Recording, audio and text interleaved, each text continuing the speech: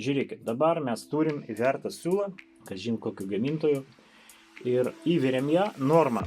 Siūlo įtempimo reguliatorius stovi normai, aš įveriu šitą siūlą ir bandau ją patraukti. Jinai praktiškai nesitempia. Vat, aš traukiu tą siūlą, matot, aš jaučiu, kad jinai toj suplyš. Opa, suplyšo, matot?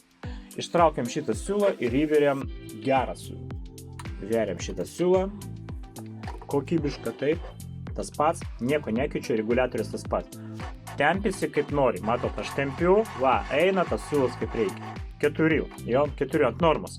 Didinu, eina, didinu, eina. Praktiškai, jeigu būtų ten 10 ar 11, tai jisai gal 13, praktiškai 12 būtų, tai būtų va taip, kaip tas siūlas, va, prastas.